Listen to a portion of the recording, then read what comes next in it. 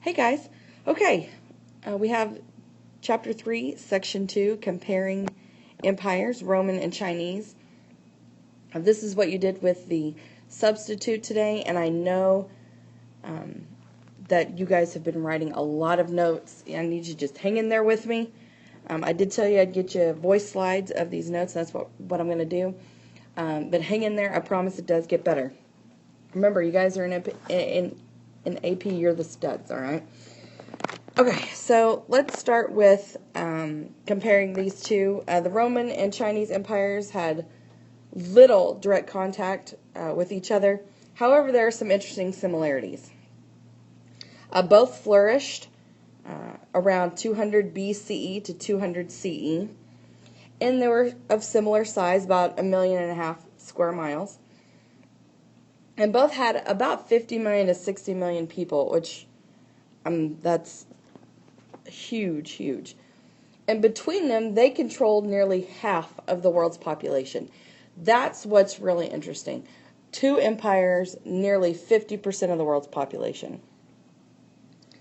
But there's some interesting variations on their imperial themes, how they dealt with their empiric rule. Okay, Rome, from city-state to empire. At first, Rome started out as a small, unimportant city-state in central Italy in about the 8th century BCE. A group overthrew the monarchy and then established a republic around 509 BCE. And so this little upstart republic, Rome was not geographically predestined to be a superpower. Okay, its early years were weak, they were poor, but in several centuries of warfare, it conquered and incorporated several of its neighbors and territories, all throughout the Mediterranean and much of the internal areas, including like France and Britain, Spain, and many wealthy areas. There was conflict with the plebeians. These are the poorer classes.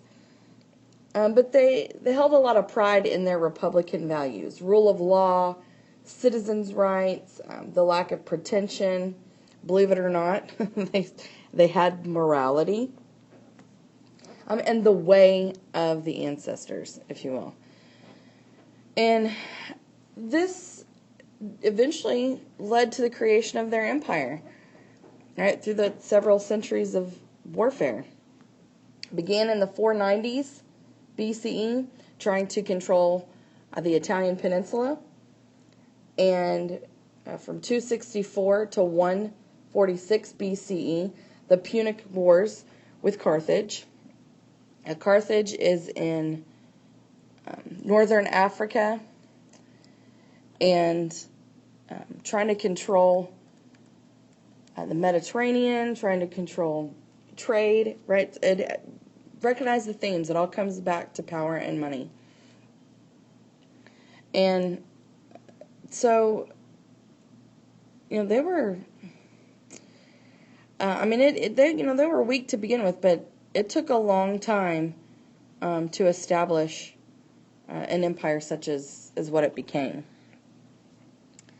But they eventually conquered, like I was saying earlier, France, Britain, Spain, Greece, Egypt, Mesopotamia. But this was a gradual, unplanned pursuit of these opportunities to take over these lands. And, we're talking the aristocrats that overthrew the monarchy, setting up this republic were usually, that was the wealthy. Those were the patricians. And they tried to,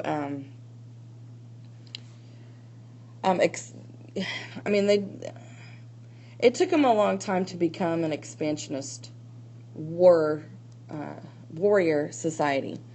But they developed skill. Their army was brutal. And with its power and wealth came constant warfare, empire building. The Roman army enjoyed a special and privileged status Poor soldiers were looking for land, loot, money, and that was their path out of poverty. And the elites sought large estates, political glory.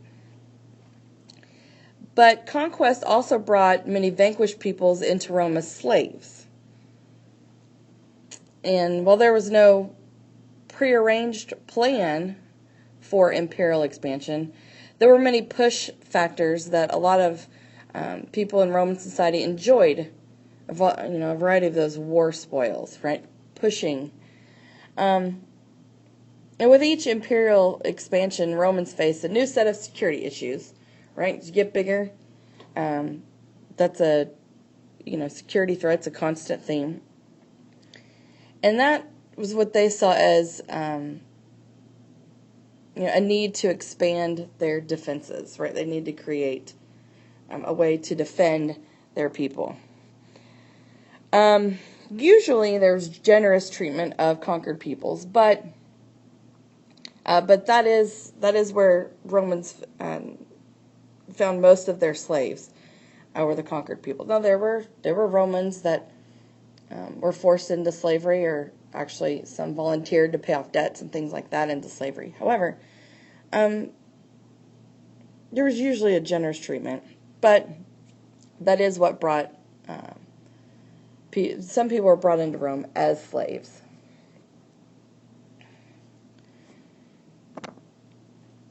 Now, empire building really changed Roman society.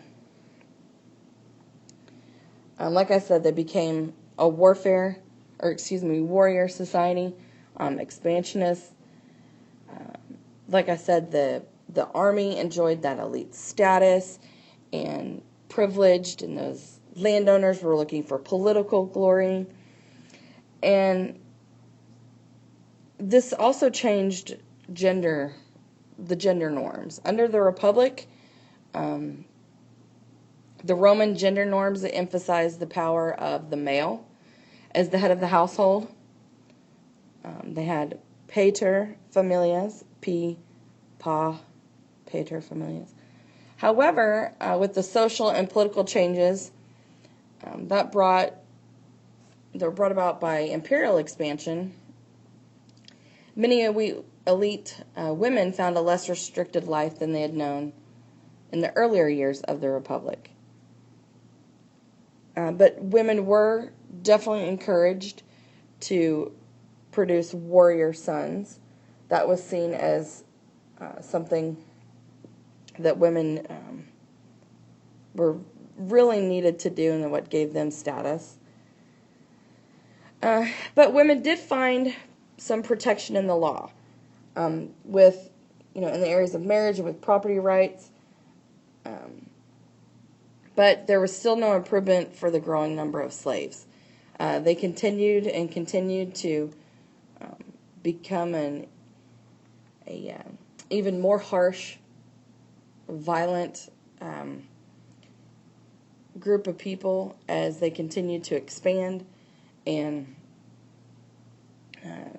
that generous treatment of their conquered peoples withered away to conquering people solely for the purpose of slaves. And it just got worse and worse. Now the empire also had, empire building also had an impact on the Republican government and the values of the Republican government.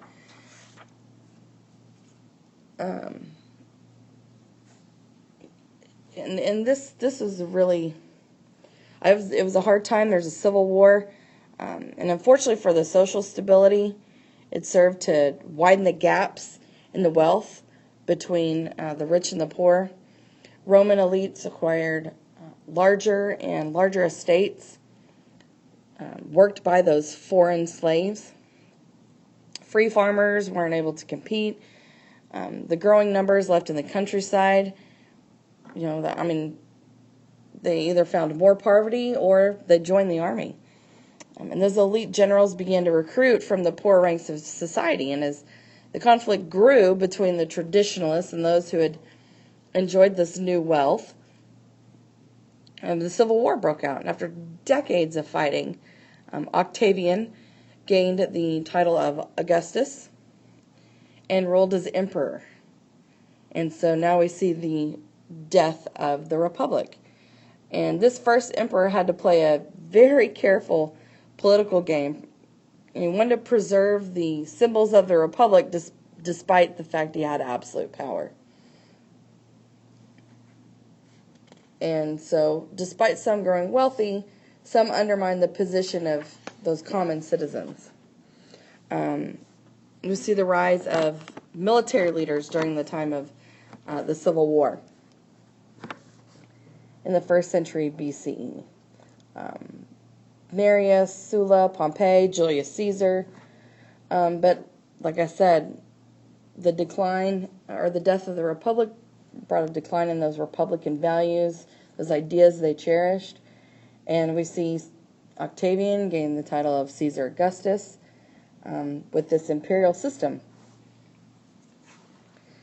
But that actually led to the establishment of Pax Romana, or Roman peace.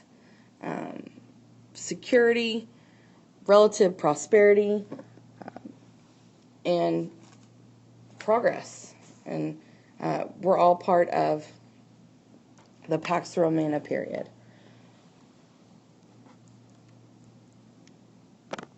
Okay, and here is a map that gives you guys a good idea of what's going on here. You can see this green is the extent of the Roman Empire in by 117 CE. And you can see along the border, or at least most of the borders, and along waterways, you see the major Roman roads that they used to travel throughout the empire.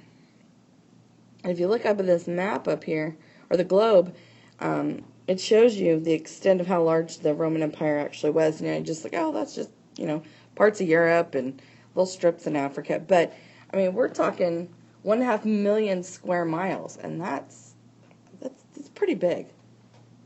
That's pretty big. So, I'll give you guys a good idea. But you'll notice that it encompassed most of the first civilizations that we learned about, right? And even the Greeks and part of the Persian Empire as well. Okay, now let's go to China. All right, from warring states to empire. Okay, so the creation of the Chinese Empire was actually regarded as a restoration. The Xia, Shang, and Zhou dynasties created this Chinese state. And the system fell apart by 500 BCE. And so thus came the Age of Warring States. 7 competing kingdoms fought each other for power. And multiple states were regarded as unnatural. It's not how things should be. But this guy, Shi Huangdi, who's the first emperor, and that's what Shi Huangdi means, first emperor, established the Qin dynasty, and his was a brutal quest for order. Like I said, the empire building in China was not the creation of a new idea, but an attempt to get back to the time of coherence and centralization and restoration and order because of the generations of warfare from these competing kingdoms. And so with the state of the Qin, it had a strong bureaucracy and army, and they just came in and took control, and he became first emperor. And he essentially united China by force. He executed scholars, unfortunately, who opposed him, and he used the concept of legalism to govern and to take control, and an all-powerful state that imposed these harsh penalties as a means of enforcing the authority of the state. And he established a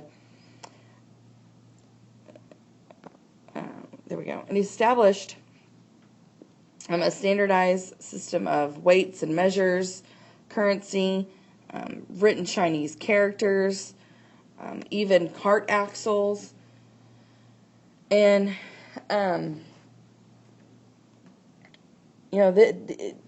this empire was built far quicker than that of Rome, but of course no less dependent on military force. Like I said, there's the brutal execution of the scholars, book burning even, and hundreds of thousands of laborers were required to build the Great Wall and even his monumental tomb. But it was short-lived. His brutal tactics and harsh treatment didn't last long. 221 to 206 BC. But it did set the key political precedents and patterns for the next 2,000 years of imperial rule. And it was followed by the Han Dynasty, which lasted, as you can see, a lot longer. Notice the BCE and the CE. When the Han Dynasty was formed, let me see, make sure we don't need to go on the other side. No, when the Han Dynasty was formed, it was a little bit more moralistic and moderate, if you will. They used the Shin infrastructure, but adopted, let me see. No. Let's go back. Okay. So, but he adopted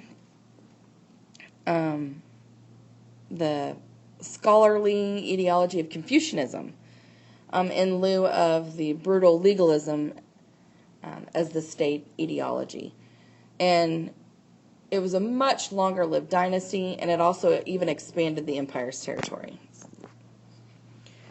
So I wanted to show you guys this picture.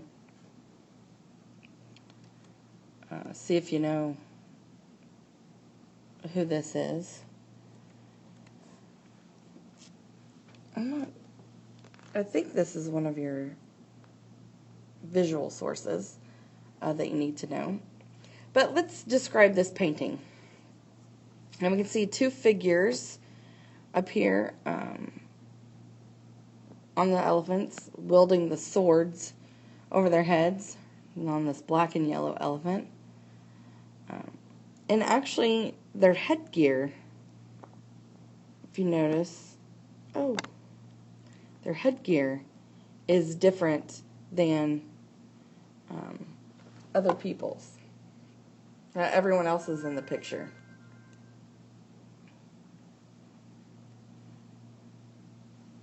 Okay, sorry, I had a call. I had to stop that. Okay, so their headgears are different from, the others in the picture, right? It's even a little bit more delicate facial features. And that might indicate that both of them are women. I don't know, can you see it? And they actually are. These are the sisters, two Vietnamese sisters, daughters of an aristocratic military family. And as you can see, they're accompanied by men on foot with lances and swords, right? And they appear to be in pursuit of another male figure in body armor and the mustache here. Notice he has the yin and yang symbol on his torso. Maybe he's Chinese. That's the Confucius symbol. The elephants have overrun the man's, red-hatted fellow soldiers down here. One of them is still holding up a flag with black tassels. Right. See it back here? With writing symbol in the center. And there are numerous writing symbols in the top corners of the image. I don't know if you guys noticed that. Maybe explaining the event or who the people are or what's going on. But what do you think this image is trying to tell? You know, the two Vietnamese sisters, Trung Trắc and Trung Nhi. I don't think I pronounced their names correctly, but I try. With them up on the elephants trampling over what may be Chinese soldiers, maybe the painting is portraying their resistance against Chinese occupation. And that actually that was inspired by the execution of one of the sisters' husbands. The local lord opened up and criticized some Chinese policies and famously wore this military regalia when she addressed soldiers, and she fought the Chinese under her and her sister's leadership. But what role did the story,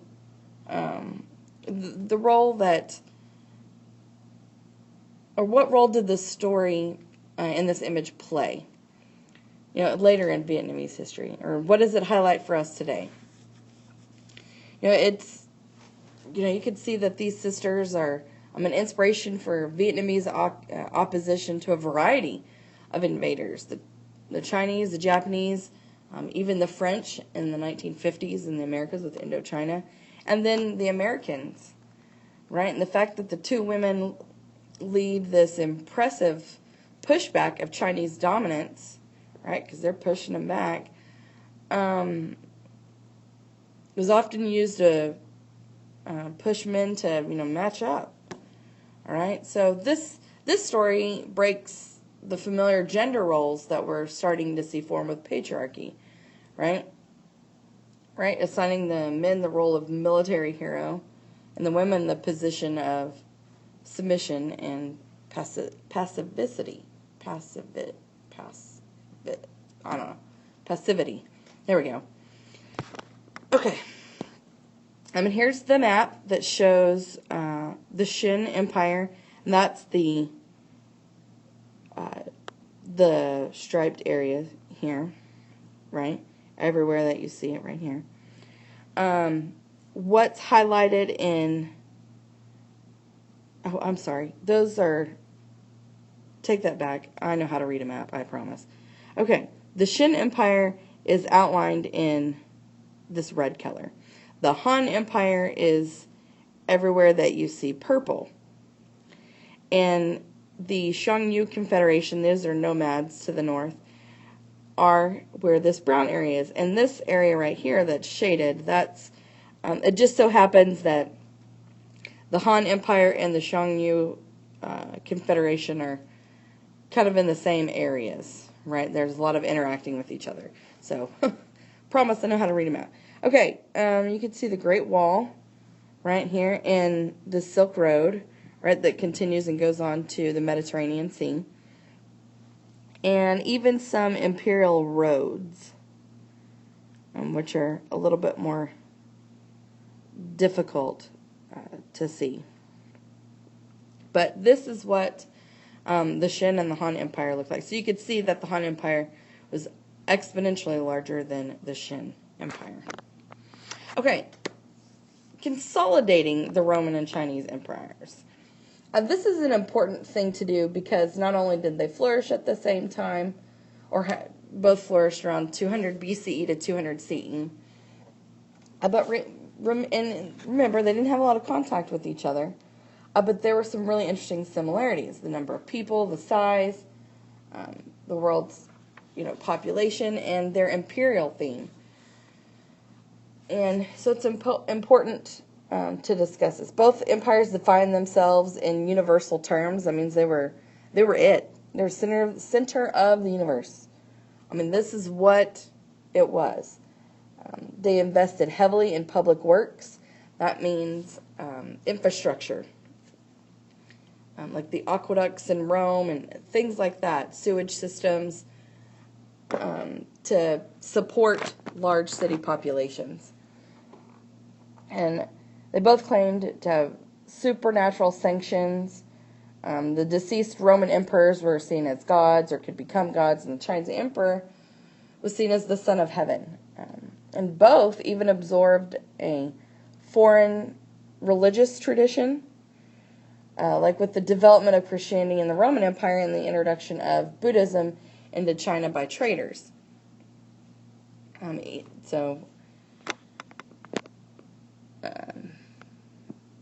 You can see that there are some similarities, even though they were very different.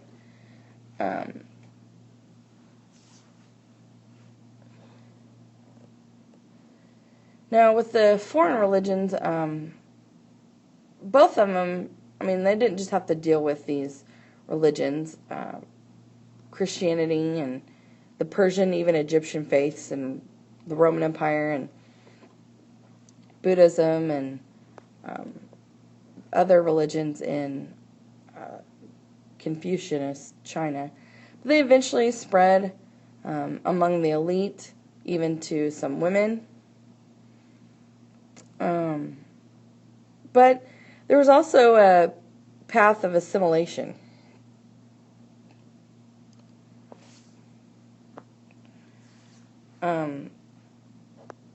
The Romans developed a strong relationship with the societies that they governed.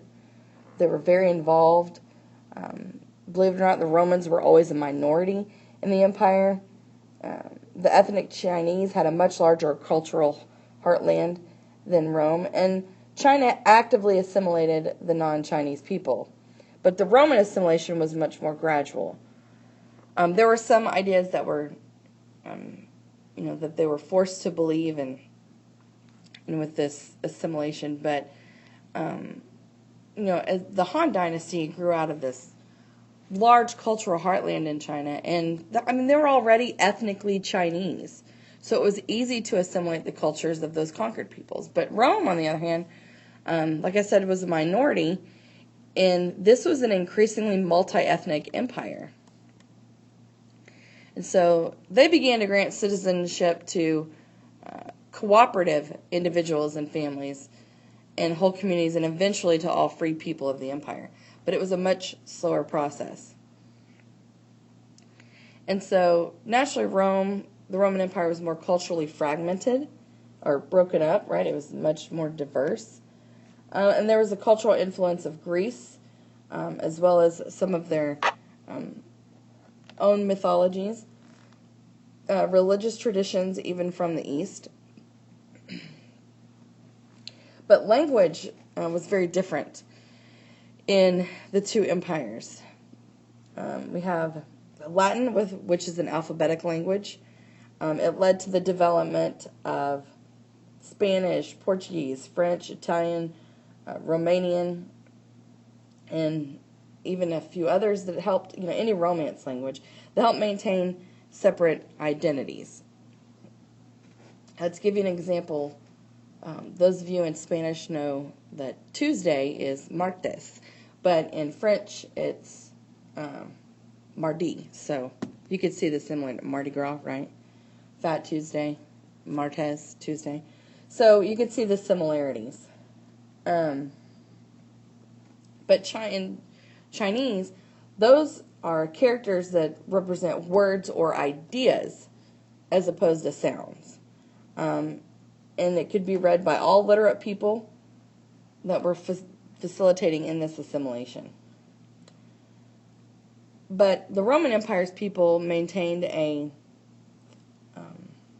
separate cultural identity far more than in China. And there's also a difference in their governments, with the bureaucracy versus the aristocracy. The Han state developed a strong and successful bureaucracy based on political and philosophical principles. The Chinese state emphasized morality of the governing classes. The Romans, on the other hand, relied on the aristocracy and the military to piece various systems of their rule together and to create their laws. While the Romans desired good laws, the Chinese state wanted good men. So I think their ideas were there, but putting that into practice is a bit more difficult. Both empires were marked by effects from the environment. The Roman Empire experienced extensive deforestation and unprecedented levels of lead in the air. And China had a substantial urban air pollution and even soil erosion in the countryside. And believe it or not, that urban air pollution in China is a massive problem today. You should go to Google and search images of Beijing smog, and you'll see what I'm talking about. Okay, the collapse of empires. Well, why did they fall? The Han Dynasty ended in 220 CE, and the traditional date for the fall of the western half of the Roman Empire is 476 CE, even though the eastern half, when they split, the eastern half survived and became what's known as the Byzantine Empire. But there are some common factors to why both of these empires fell. Excessive size, they were overextended, too expensive to operate for the available resources that they lacked. No great technological breakthrough to enlarge those resources. Tax evasion by large land-owning families, and so that tax burden fell heavily onto the poor classes. The rivalry between elite factions created severe instability, disease. That'll ruin your day. Threats from the nomadic or semi-agricultural peoples out on the frontier. Like I said, with the Chinese in the north and the northwest, that was the Xiongnu Confederation, and with the Romans, the Visigoths, and those coming in from the north as well. And China, was more successful in assimilating invaders than the Romans. The Romans were not, after a while, were not successful at it. And it's not like the Roman Empire just fell one day. It was actually experienced a period of decline that lasted a really long time, just no one really noticed until after the fact. But the effects of the imperial collapse, there was a decline in urban life, right? People left the cities and moved to the countryside. There was a population decline, a massive reduction of international trade. The Silk Roads essentially just kind of shut down. And vast amounts of insecurity. I mean, that's what led to the Dark Ages in Europe. Because of the raiding Vikings and those Germanic tribes, no one wanted to go out in the middle of nowhere, and that's what led to the development of feudalism. So a lot of insecurity when those two empires fell. But the most important difference between the collapse of both the Han and the Roman empires is what happened after that. Like I said, in Europe, there was no large-scale imperial system that has ever been successfully established in Western Europe since the Romans, right? It led to the Dark Ages, and eventually the Europeans come out of that. We see the development of modern Western Europe from the Renaissance. But no imperial system has ever successfully been established since the Romans. In China, there was, again, 350 years of disorder and chaos until the creation of similar imperial states with the Sui, the Tang, and the Sung dynasties.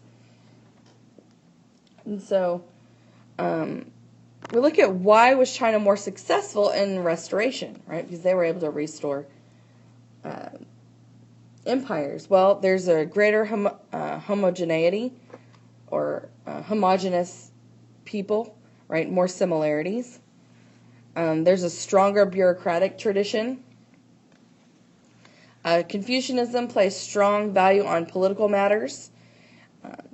Agriculture was more productive and could support the population, and their metallurgy was more advanced. The Han had a more positive attitude towards technology.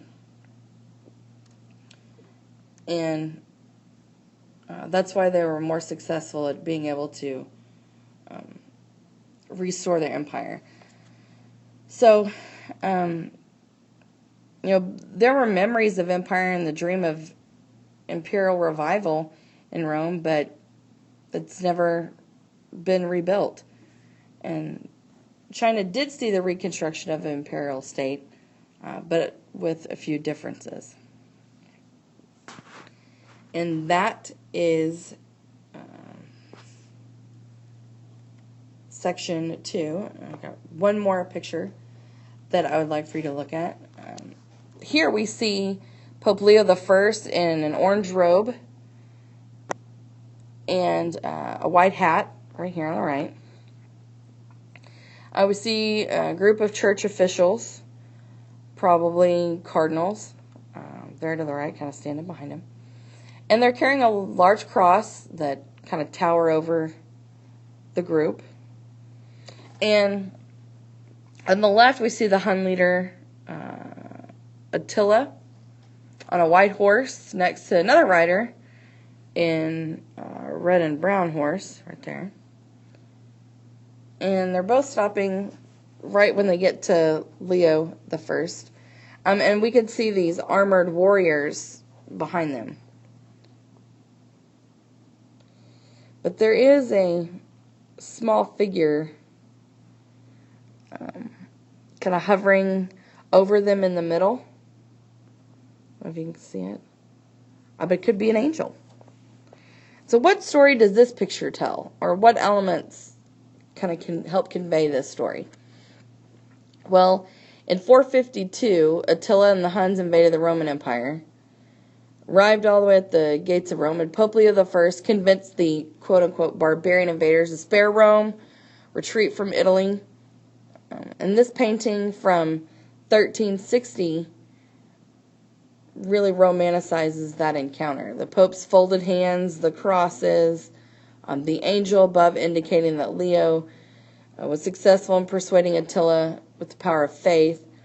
And the Huns on the left look like a solid, just a solid wall of armored warriors, but Attila's horse appears to be like he's, in an abrupt stop and turning its head away. And it even looks like Attila's head is tilted upward looking at the angel. But what's the significance of the frame around this picture? You can speculate where the picture may have appeared. All right, where it's framed with this round shape that looks like the letter O.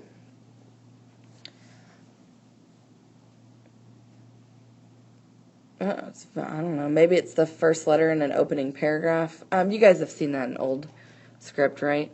It's from 1360, but that's before printing presses were used. And books were crafted by hand elaborately, as you can see. But usually something like a Bible or another type of holy book would have received such elaborate decoration. And it makes sense kind of given the religious interpretation between Attila and the Pope. It's another interesting visual source for you. Okay. Thanks. Good job. And remember, hang in there.